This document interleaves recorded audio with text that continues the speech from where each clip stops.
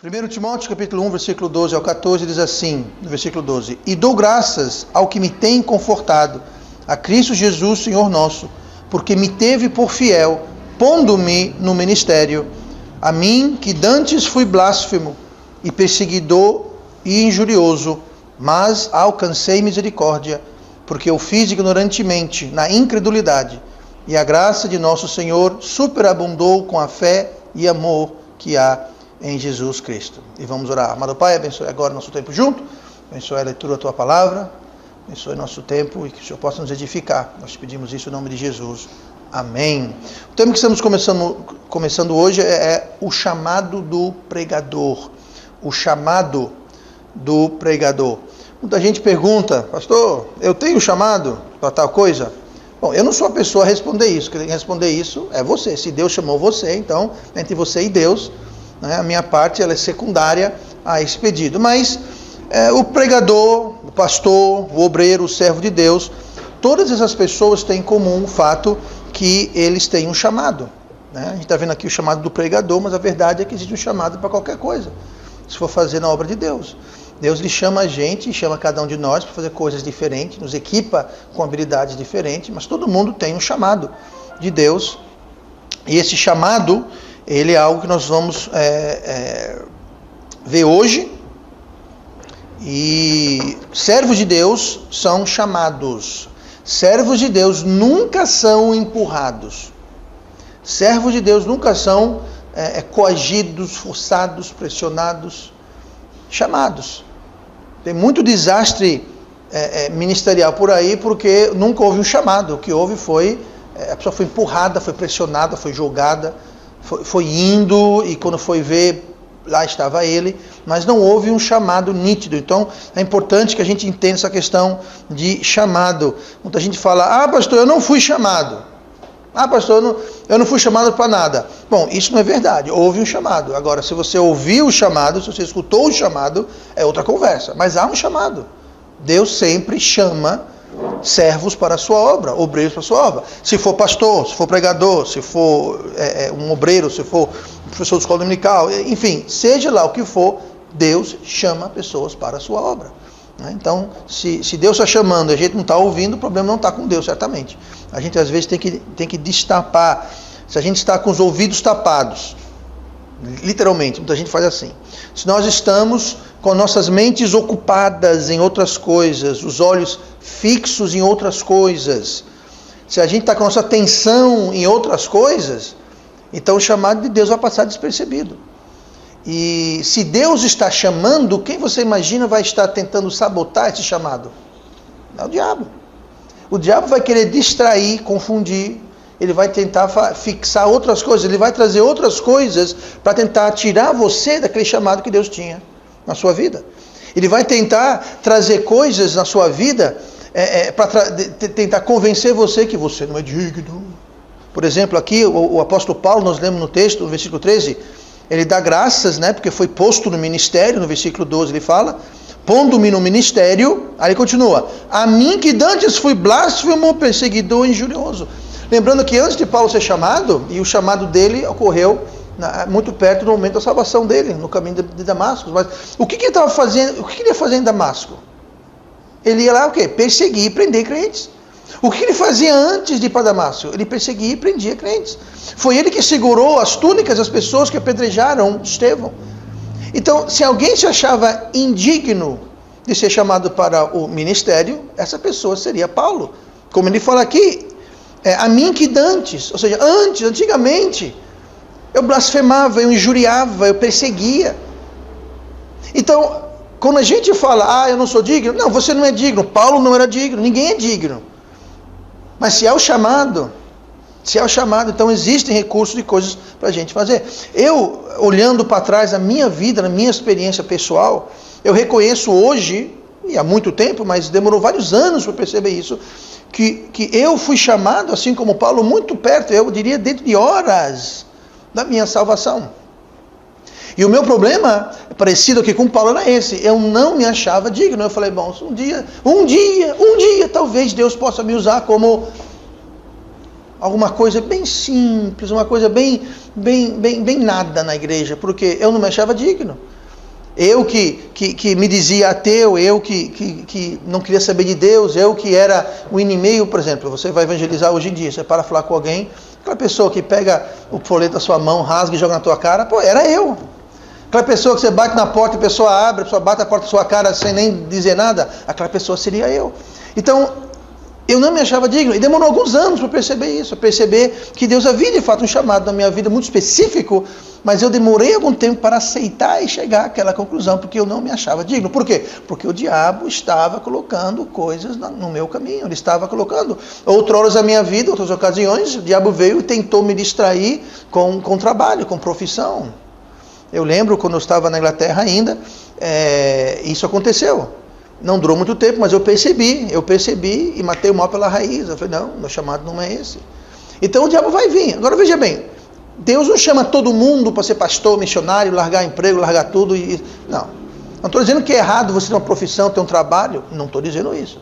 Mas se há um chamado, por isso que é tão importante. Você não quer responder um chamado que nunca foi feito, nem você quer ignorar um chamado que foi de fato feito por Deus. Então, é importante essa questão de chamado, porque assim como Deus chama, o diabo vai querer que ele passe, que o chamado passe despercebido na vida da gente. E o chamado é aquilo para qual Deus lhe criou. O chamado de Deus é preencher aquilo pelo qual Deus te salvou e pelo aquilo que Ele quer lhe equipar. Deus lhe criou e lhe salvou com um propósito. E o chamado é o que vai preencher esse propósito, seja lá o que for esse chamado.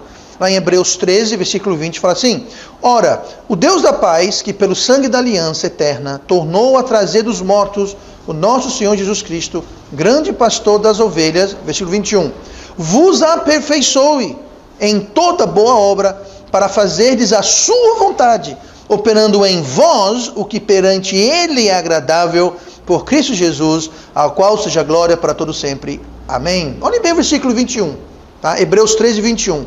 Está falando aqui que Deus vos aperfeiçoe. Esse aperfeiçoar é lhe completar, lhe equipar. Para que Deus vai nos aperfeiçoar, nos fazer perfeitos? Não perfeitos no sentido de não ser pecadores e santos e essa coisa toda, mas perfeito de equipados, completos. Por quê? Vos aperfeiçoe em toda boa obra. Então Deus ele quer nos aperfeiçoar para toda boa obra.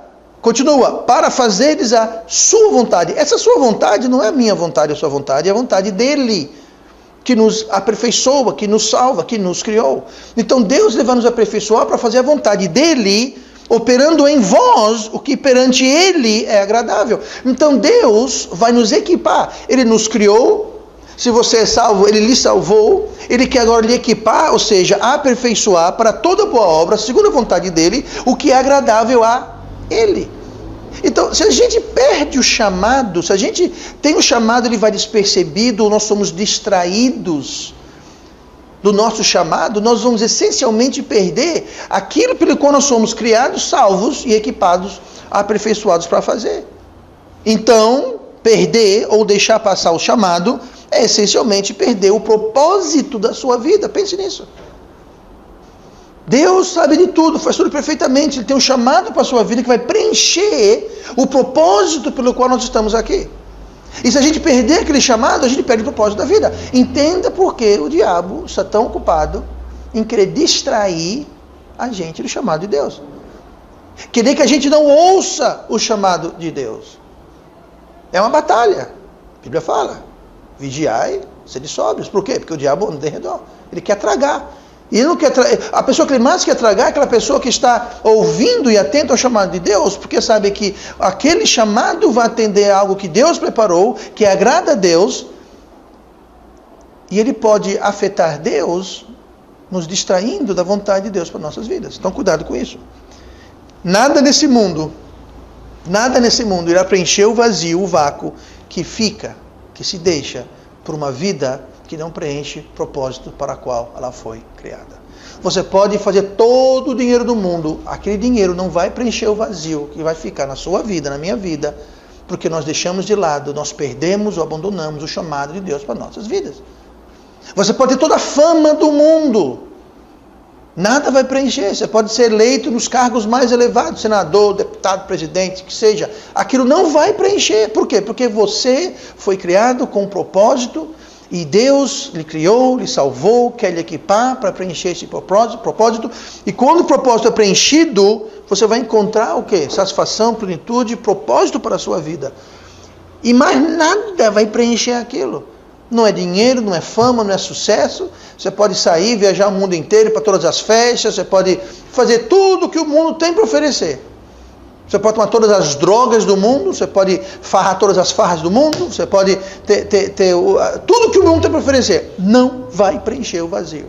Por quê? Porque só vai ser preenchido quando aquilo for colocado dentro da vontade de Deus. E daí que vem o chamado de Deus. Então, o chamado do pregador, ele é importante para o pregador, para o ministro de Deus, para o servo de Deus, mas ele é importante para todo mundo. Por quê? Porque Deus criou todo mundo. E Deus criou todo mundo, e Deus quer salvar todo mundo, e Deus quer equipar todo mundo. Mas reconhecer e responder o chamado faz parte essencial, principal, de tudo isso se encaixar. Então, temos que levar isso em conta. Como eu disse, nem todos são chamados para serem pastores ou pregadores ou o que seja, mas todos são chamados para alguma coisa. Isso não quer dizer que todo mundo tem que entrar no ministério, não quer dizer que todo mundo tem que largar o emprego, a carreira, de modo algum. Eu acho que é algo que você tem que pensar muito sério, e é isso que Deus está chamando, porque se a gente faz um passo desses, sem ter o chamado de Deus, vai ser um desastre. Então temos que ter certeza e ficar bem claro. Então, todo chamado para qualquer obra, para qualquer ministério, ele é nobre. Não, porque o chamado para o pastor é um. Mas o que dá nobreza ao chamado não é o chamado em si, mas quem chama. Quem faz o chamado. Então, se Deus chama você para ser um humilde servidor de chá depois do culto na igreja. Ah, pastor, mas isso Se Deus chama você para lavar os banheiros da igreja. Se Deus chama você para ser o porteiro da igreja. Ah, mas isso está abaixo de mim. Não. Porque a nobreza, a grandeza vem de quem chama. E se nós estamos respondendo o chamado de Deus e preenchendo aquilo pelo qual Deus nos chamou, você vai ter o mesmo galardão daquele que foi chamado para ser qualquer outra coisa. Porque Deus nos julga de acordo como nós preenchemos sua vontade e respondemos o seu chamado. Entenda isso. Então não pense você que um pastor vai ter um galardão maior do que qualquer outro irmão na igreja só porque ele é pastor. Não. Porque se Deus chamou você para ser um copeiro na igreja e você cumpre e responde aquela função com fidelidade, com amor, com obediência, então você vai receber o mesmo galardão. Você vai ser julgado de acordo com o que Deus lhe chamou. Não julgado de acordo com o que Deus chamou outra pessoa. A Bíblia não fala? Aquele que dá um copo d'água, que ajudar um profeta, receberá um galardão de profeta. Por quê? Porque Deus chamou um para o profeta e chamou outro para dar um copo de água para o profeta. E os dois vão ter o galardão, por quê? Porque cada um respondeu o seu chamado. Então, essa questão é muito importante, porque Deus nos chama. E esses princípios que estamos vendo aqui, sobre o chamado de Deus, eles se aplicam a qualquer obra, a qualquer pessoa na igreja. Então, é importante para todo mundo. E em 1 Timóteo, que a gente leu aqui, no capítulo 11, se você for comigo agora no capítulo 1, e nós lemos o versículo 2, fala que Paulo, ele diz que foi posto no ministério. Né? No versículo 12, porque me teve por fiel, pondo-me no ministério. Deixa eu te perguntar uma coisa, quem foi que pôs Paulo no ministério? Quem foi que pôs Paulo no ministério? Foi o Sinédrio? Foi algum pastor? Foi Pedro? Foi Ananias, que encontrou ele lá em Damasco? Foi ele que colocou no ministério? Foi Timóteo que colocou no ministério? Quem colocou Paulo no ministério? Deus, ele fala aqui, eu dou graças ao que tem me confortado, a Cristo Jesus nosso Senhor, porque me teve por fiel, pondo-me. Então quem colocou ele no ministério foi Jesus Cristo. Jesus Cristo colocou Paulo no ministério. Então entenda, quem vai colocar a gente no ministério não vai ser o pastor, não vai ser o seu pai, sua mãe, vai ser Cristo. Agora Cristo vai usar a instrumentabilidade das autoridades, pais, mães, dependendo, claro, pastores, né? Mas quem está pondo no ministério é Cristo Jesus. E não há ministério se não houver chamado de Deus. E o chamado nunca é anulado pela opinião nossa ou a dos outros. Sabe, quando eu fui chamado para vir aqui para Maceió, muita gente da minha igreja achava eu louco. Não, você não vai vir, você tem que ficar aqui, porque isso. Quem chamou foi Deus. Então quem vai equipar é Deus. Quem vai me colocar no ministério é Deus. Então a nossa opinião, a opinião que as outras pessoas pensam, isso não vem muito ao caso. Né? A não ser que, é claro, a opinião de pessoas de autoridade que a gente confia e a gente tem como pessoas que são da parte de Deus. Então, note que o apóstolo Paulo aqui, ele se classificou, ele falou, a mim que dantes fui blasfemo, perseguidor, injurioso. A opinião que Paulo tinha dele mesmo, se dependesse da opinião que ele tinha dele, ele não tinha entrado no ministério. Mas ele foi posto no ministério. Ele falou, pondo-me no ministério. Então ele sabia que ele foi posto e ele sabia quem ele era. Ele falou, quem sou eu? Mas eu fui posto, fui colocado. Então se Paulo fosse dar ouvido à opinião dele, ele provavelmente não teria sido o apóstolo Paulo. Ele permaneceria sendo Saulo, o judeu. Então Deus chama, Deus equipa, Deus coloca no ministério, e nós precisamos estar atentos e disponíveis para atender e vigiar, ficar de olho, porque o diabo está aí. O diabo está querendo distrair a gente. E como eu falei, a primeira coisa que ele vem é querer que a gente tenha opinião que eu não sou digno, eu não estou pronto, eu não estou... Sabe quando é que você vai estar pronto? A gente vai estar pronto quando chegar no céu. Aí vamos estar pronto. Tá? Isso não quer dizer que nós não devemos dar atenção ao preparo, claro. Tá? Nenhum de nós somos dignos. Mas tem que prestar atenção que na mesma medida, a Bíblia, inclusive Paulo falando a Timóteo, ele dá certas condições e sem as quais a pessoa é excluída do ministério. Por exemplo, a gente vê, vamos ver isso mais adiante, mas ele fala para Timóteo que o pastor tem que ser o esposo, o marido de uma só mulher. Ou seja, se um homem chega e fala, pastor, eu sou casado, divorciado, recasei, divorciei, eu tenho lá, Deus está me chamando. Não, tá não. Não, mas ele me chamou, está aqui, ó, tá aqui um telegrama, está um e-mail, tem uma carta, ele apareceu para mim, mandou um anjo, apareceu em sonho, ele me chamou. Chamou não, por quê? Porque estaria contrariando a palavra de Deus. Agora, lugar nenhum a Bíblia fala que alguém que outrora foi blasfemo, perseguidor, injurioso, não pode ser chamado. Está me entendendo? Agora, note aqui, a mim que dantes fui. Ele não falou, eu que sou blasfemo, perseguidor, injuriador. Porque Deus pode estar chamando você, mas enquanto você, não vocês, é claro, mas enquanto a pessoa for blasfemo, injuriador e perseguidor, ele não pode entrar no ministério. Porque no mesmo lugar que Paulo fala para Timóteo que o pastor tem que ser esposo, marido de uma só mulher, ele fala, tem que ser irrepreensível. Então entenda, preparo é importante, mas você nunca vai estar 100% preparado. Ser digno, ninguém é digno de servir ao Deus Todo-Poderoso. Mas Deus tem sua misericórdia, com sua graça, mas Ele também coloca algumas especificações. Tá? Se o homem é dado a torpe ganância, e olha o problema que isso gera hoje, vem no ministério tantas pessoas com torpe ganância, olha a bagunça que dá. Igrejas que viram casas de exploração, de comércio, sabe o que é isso? Torpe ganância. Então existem algumas coisas que excluem a gente, mas devemos deixar isso a Deus. Se a gente não nos enquadramos nas exclusões que Deus deixa na sua palavra, então nós devemos deixar que Deus resolva isso, tá bom? Então, nós vamos começar hoje então, essa questão, nós vamos ver alguns exemplos no decorrer, mas antes disso nós vamos só dar uma rápida olhada aqui em um do ponto importante. Olhe comigo aqui para 1 Timóteo capítulo 3, versículo 1, nós vamos ver esse ponto só hoje, e voltamos na semana que vem. 1 Timóteo 3, versículo 1 diz assim, notando aqui que é o mesmo livro, a mesma epístola, 1 Timóteo, a gente estava no capítulo 1, pulamos para o 3, e o versículo 1 fala assim, esta é uma palavra fiel, se alguém deseja o episcopado, excelente obra deseja. Me diga uma coisa, quais duas palavras ocorrem aí nesse um versículo? A palavra deseja, né? Essa palavra episcopado está se referindo ao pastor, você pode entender aí o pastorado, tá?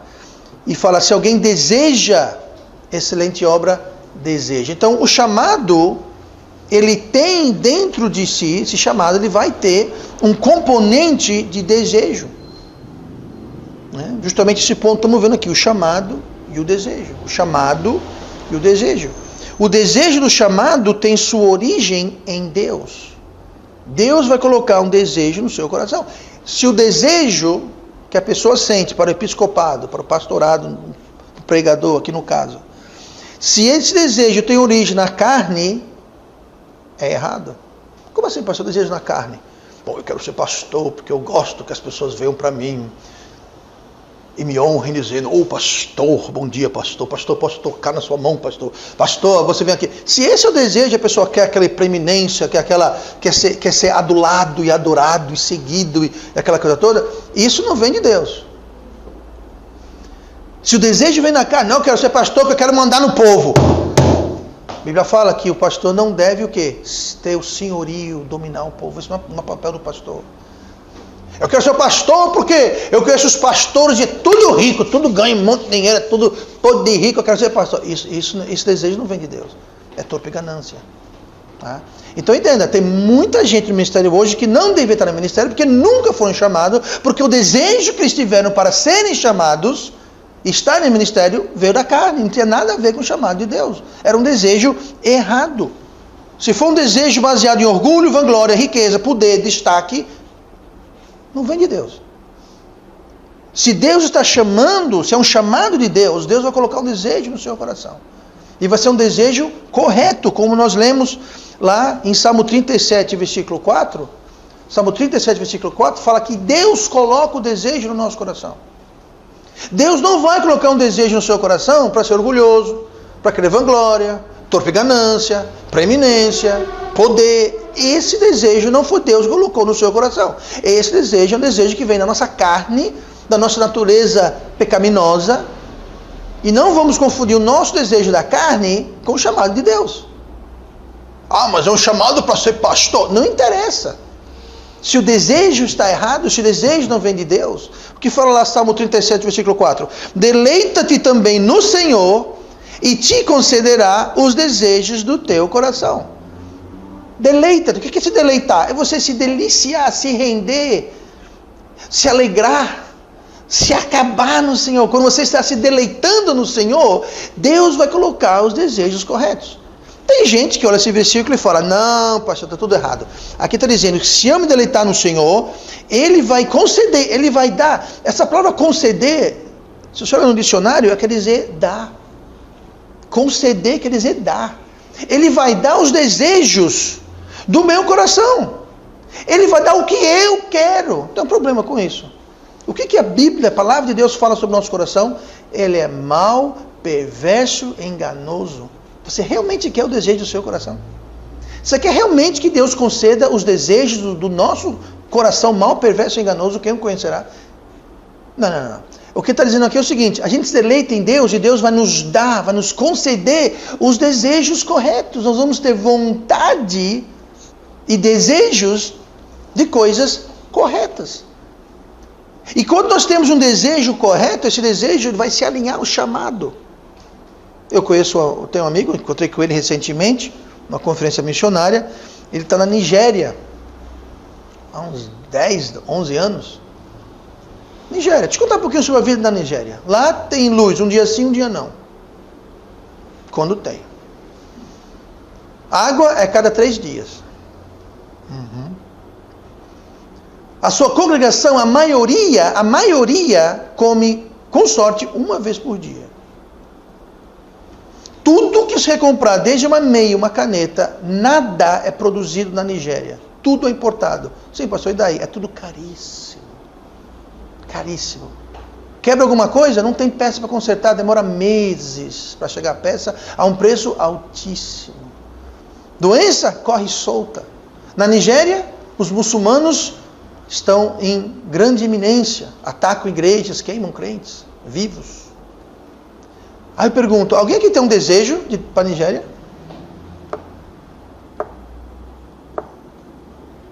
Eu não tenho a mínima vontade de visitar a Nigéria. Ele Ele não sai de lá nem que se amarre. Se amarrar ele e arrastar ele sai. Ele tem um desejo de ficar e ministrar naquele país. Eu não tenho um mínimo de desejo. Eu quero distância da Nigéria. Mas sabe uma coisa? Quem colocou esse desejo no coração dele? Deus.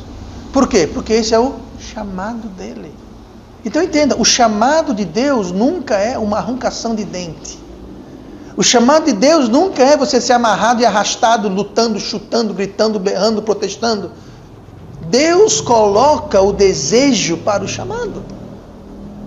Agora, para você ter esse desejo, você tem que estar o quê? Deleita-te também no Senhor. Agora, se eu estou me deleitando na carne, no pecado, fazendo o que eu quero, Deus nunca, jamais vai colocar aquele desejo ali, mesmo que for o meu chamado. Por quê? Porque Deus não vai querer colocar no ministério alguém que não está se deleitando nele. Então veja como isso é uma espécie de um mecanismo que guarda, que protege. Junto com o chamado vai vir um desejo. Agora o desejo, como eu disse, o desejo é alguma coisa que a gente tem influência sobre o desejo do nosso coração. Se eu estou me deleitando no mundo e na carne e nas coisas desta vida, então o desejo que Deus tem para mim, que é paralelo e coincidente com o meu chamado, não vai estar lá. E o chamado vai passar batido. E o triste é que eu vou passar a minha vida perseguindo as coisas do mundo, as coisas da carne. O desejo não vai vir, eu não vou responder ao chamado. E aquilo tudo que eu faço aqui, nada daquilo vai me preencher. Nada daquilo vai satisfazer, porque o que Deus me chamou não está sendo cumprido.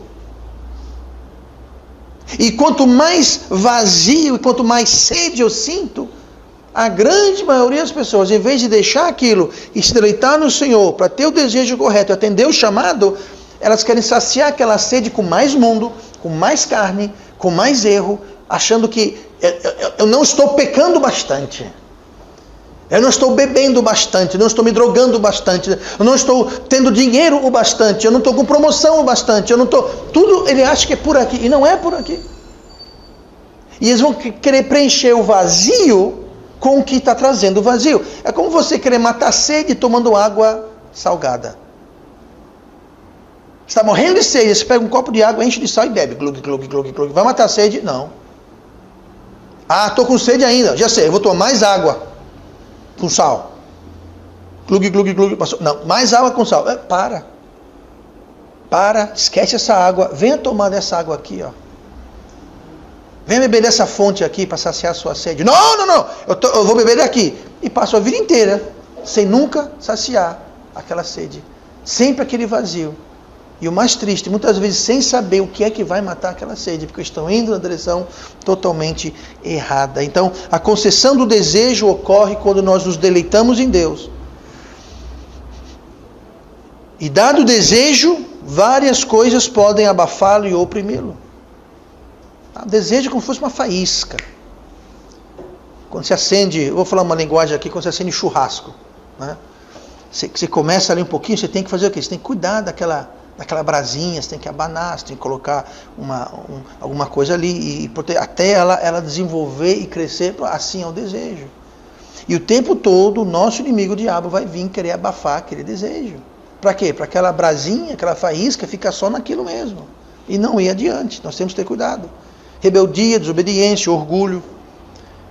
Uma dessas coisas que pode impedir é a gente não entender ou enxergar como tudo vai acontecer. Uma coisa que abafa o chamado é a gente não conseguir enxergar como que isso vai se desenrolar. A gente vê isso na Bíblia, vez após vez, quando Deus chama o seu servo e a pessoa olha e fala assim, mas como é que eu vou fazer isso? Deus fala, não esquenta com isso. Só obedeça. E a gente quer enxergar com os nossos olhos, quer entender com a nossa mente, e Deus fala, não, você tem que enxergar com os meus olhos, você tem que enxergar com a minha mente, fazer a coisa do meu jeito, a minha vontade, do meu querer. Agora, eu falei o versículo 4 de Salmo 37, deleita-te também no Senhor, e te considerar os desejos do teu coração. Então a gente se deleita em Deus, Ele vai dar a vontade certa. Olha o que fala o versículo seguinte, versículo 5. Entrega o teu caminho ao Senhor, confia nele, e Ele o quê? o fará. Quem é que vai fazer? Aquele desejo que Deus colocou no seu coração, aquele chamado que Deus tem para você, quem é que vai fazer tudo aquilo acontecer? É Deus. Fala aqui, olha, entrega teu caminho ao Senhor. O que é entregar? Fala, Deus, olha, eu não sei como isso vai acontecer, eu não estou enxergando, não estou entendendo, não vejo como, mas eu sei que está me chamando, sabe uma coisa? Eu vou ir. Quando Jesus falou para Pedro, saia do barco e ande, Pedro não fazia a mínima ideia como é que ele ia andar na água. Mas sabe uma coisa? Ele andou. Ele andou. Nenhum dos outros apóstolos saiu do barco. Pedro saiu do barco. Pedro pisou na água, não afundou. Pedro andou sobre as águas. Quando é que ele começou a afundar? Foi quando? A Bíblia fala, quando ele olhou e viu o vento e as ondas. E aquilo abafou. Abafou. E quando Deus lhe chama, você vai ter ventos e ondas que vão abafar o seu chamado. Você não vai entender como que eu vou fazer isso. Entrega o teu caminho ao Senhor, confia nele. Ele não chamou? Ele vai fazer. Confia nele e ele o fará. Deus vai fazer. Como? Eu não sei. Deus vai fazer. A Igreja Batista Metropolitana se encaixa aqui. Eu não sei dizer como que chegamos aqui, estamos aqui hoje, mas sabe uma coisa? Houve um dia em que tudo isso daqui era apenas um chamado. Tudo isso daqui era apenas uma promessa. Tudo isso daqui era abstrato. E eu não fazia a mínima ideia como iríamos chegar ao que temos hoje, ao que somos hoje, aonde estamos hoje. Mas sabe uma coisa? Deus fez. Entrega o caminho ao Senhor, confia nele e ele o fará. Se confiarmos em Deus para dar o desejo, Deus também vai fazer o restante. A palavra-chave é confiar. Confiar vem de quê? Com fé. Você ter fé em Deus. Fé é a certeza das coisas o quê? Não vistas. Pastor, eu não vejo como que isso vai. Eu também. Havia um dia na minha vida que eu tinha um chamado de Deus. Eu não sabia como eu ia chegar aqui, como eu ia fazer quando chegar. Eu não via isso. Eu não vi o caminho. Deus não chegou para mim e falou, está aqui, ó, é assim. Não. E os primeiros passos que eu dei, eu vou ser bem franco, foram dados no escuro. Aí Deus mostrou 1 ou 2 passos adiante. Em resposta, aí eu entregar meu caminho a Ele. Aí são os 2 passos, aí Deus te mostra mais 2 ou 3 passos. E você responde. Aí Deus lhe mostra mais 2 ou 3 passos. Você vai confiando nele e Ele vai fazendo. Deus não dá tudo de uma vez só. Se a gente soubesse que Deus tem pra gente ia ficar doido, ia pirar, ia correr. Falar, ok, eu tô fora. Então Deus não mostra tudo. E é impossível agradar a Deus sem o quê? Fé. Fé é a certeza das coisas não vistas. Fé é o oposto de visão. Se Deus vai mostrar tudo para você, então não estamos trabalhando no âmbito da fé. E sem fé é impossível agradar a Deus. Então Deus trabalha com fé. E se Ele trabalha com fé, Ele não vai mostrar tudo para você. Ele vai mostrar você aos poucos. Ah, mas se for assim eu não quero. Deus fala, não quer trabalhar com fé? Estou fora. Isso não me agrada. Ou a gente trabalha com fé, você confia em mim, ou a gente não trabalha. E muita gente opta em falar, então Deus, me desculpe, mas eu não trabalho, eu não tenho fé. Me desculpe, Deus, eu não tenho fé. Ao qual Deus responde, tem sim, porque eu dei fé a todo mundo. Eu não tenho mais fé do que você não tem mais fé da pessoa do seu lado. Deus deu uma medida de fé para todo mundo. Romanos 12, capítulo 3, versículo 3. Deus deu uma medida de fé para todo mundo. A questão não é quanta fé você tem. Todo mundo tem a mesma medida. O que vai fazer diferença é o que você faz com a sua fé. Aonde você coloca a sua fé. Deus quer que você coloque a sua fé nele. Deus quer que você confie com fé nele. Deus quer que você confie a fé que Ele lhe deu de volta nele. Entrega o teu caminho ao Senhor, confia nele e Ele fará. Depois de você confiar nele. Agora, se a gente é o tipo de pessoa que só vai dar aquele passo quando vê, porque eu não tenho fé, mentira, todo mundo tem fé. E não chame Deus de mentiroso, então todo mundo tem fé. Deus quer saber se você confia nele o bastante para entregar o seu caminho a Ele e esperar que Ele haja na sua vida, ao invés de você tomar a frente e ou desistir, ou querer você mesmo dar uma de bandeirante e sair cortando uma trilha no meio da sua vida, do seu jeito, do seu modo, do seu tempo. Isso também não é fé. Não é esperar nele. Não é esperar Deus fazer. É você fazer no seu tempo, do seu jeito, na sua hora, como do jeito que você quer. E você pode até fazer isso, mas Deus não está lá. Porque Deus trabalha com fé. E o chamado, nessa questão de chamado, isso é muito importante. Então, veja o que fala, Provérbios 3, e versículo 5, ainda falando no mesmo teor, digamos assim. Confia no Senhor. Provérbios 3, versículo 5. Confia no Senhor. Mais uma vez, confiar, com fé. Tem que ter fé. Confia no Senhor de todo o teu coração. Não é confiar no Senhor, às vezes, quando estou afim para algumas coisas. Não, de todo o coração. E não te estribes no teu próprio entendimento. Reconhece-o em todos os teus caminhos, e ele endireitará as tuas veredas. Não sejas sábio a teus próprios olhos. Teme ao Senhor e aparta-te do mal. Ou seja, confie em Deus, faça o que é certo e siga-o. Agora, note que interessante. Ele endireitará as tuas veredas. Isso quer dizer que as veredas não estavam muito endireitadas, né? Se está tudo endireitado, para que Deus vai endireitar? Está endireitada. Não, é porque as veredas não estavam endireitadas. O que quer dizer isso? Isso quer dizer o seguinte: se você confiar em Deus, essa palavra estribar é uma palavra interessante. Ela significa você se basear, é como se estivesse andando de cavalo, né? Você quando anda de cavalo, você tem que usar suas pernas, né, para se equilibrar. Então é isso, é você não se equilibrar, é você não andar no seu próprio entendimento, ou seja, como você entende as coisas. Ah, pastor, mas eu não vejo como. Não interessa como você vê. Interessa como Deus vê.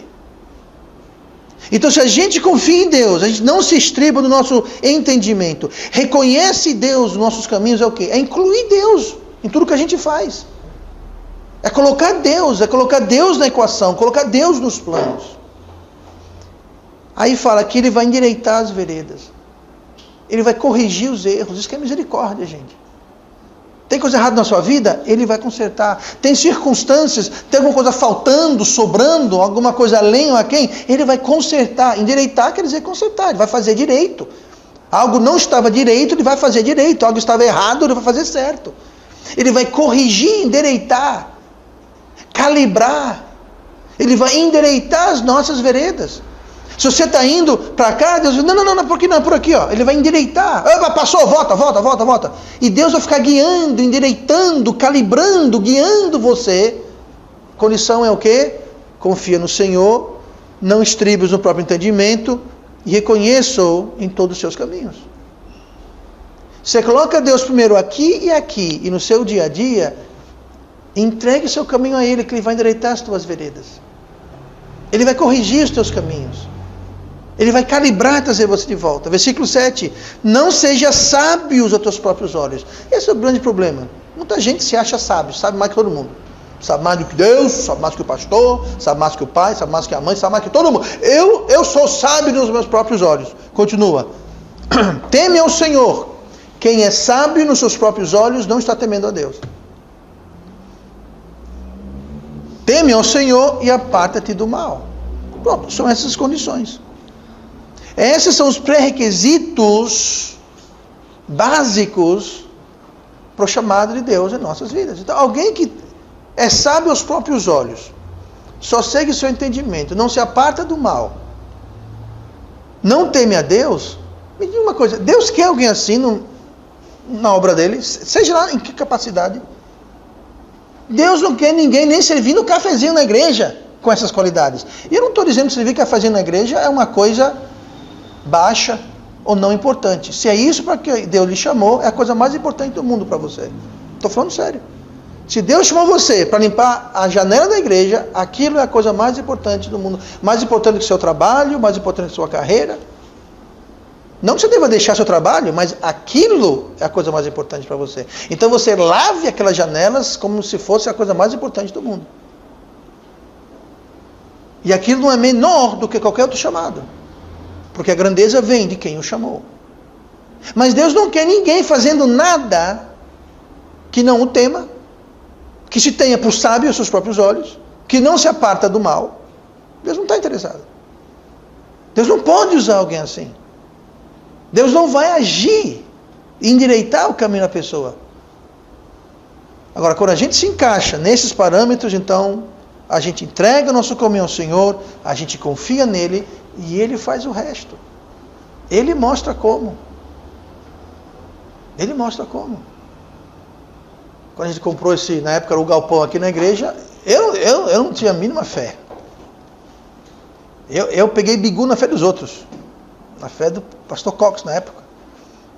A gente veio aqui, a gente pregou naquela escola ali, aquela escola pública, a gente veio voltando ali no Benito Bentes.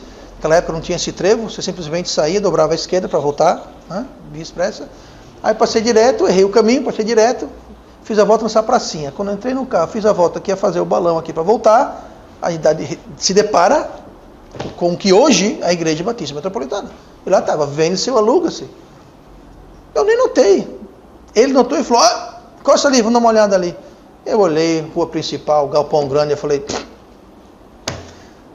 Faltava mais de um ano para eu vir para o Brasil ainda. Não, minto, faltava um ano para eu vir para o Brasil ainda. Isso foi em mês de abril, a gente veio para o Brasil no março do ano seguinte. Eu vou alugar isso aqui para quê? Ficar um ano alugando isso aqui parado. Eu não tenho dinheiro para alugar isso daqui. Compra então, esquece de comprar. Mas sabe de uma coisa? Eu confiei em Deus. Deus me chamou e falou, não, isso daqui, vá. Eu falei, Deus, mas... Você entende, Deus, eu vou fazer uma oferta, eu não tenho um tostão. Como é que eu vou chegar aqui para o seu Timóteo, o dono aqui da época? Eu vou fazer o quê? Eu não tenho dinheiro. Pois bem, para encurtar a história, a gente comprou, estamos aqui hoje. Sabe o que foi isso? Foi entregar o caminho a Deus, e eu não vi um caminho. Eu não enxergava como Deus ia fazer, mas sabe uma coisa? Deus fez. Deus fez, confia em Deus, Ele fará. Deus faz, Deus age. Se a gente confiar nele. Eu poderia muito bem te falar, não tem como, não vejo como, tchau, e ir embora. Quem sabe hoje a IBM estaria em outro lugar, em outro local, e nós não estaremos aqui tendo essa conversa. Então entenda, Deus faz. Tudo é possível para Deus. E Deus quer usar a gente. E Deus nos chama para trabalhar com Ele. Mas os pré-requisitos são esses. E nós temos então que entregar o nosso caminho ao Senhor, confiar nele, e Ele faz o resto. E é aí sim que nós vamos poder falar, como Paulo falou. Porque me teve por fiel. Fiel vem de que palavra, gente? Fé. Fé. Mais uma vez, tudo volta para confiar, fiel, fé. Sem fé é impossível agradar a Deus.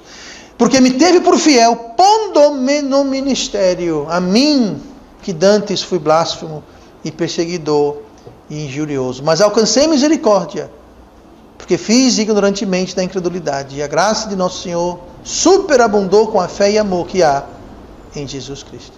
Amém? E vamos orar. Pai amado, obrigado por tua palavra. Que o Senhor possa...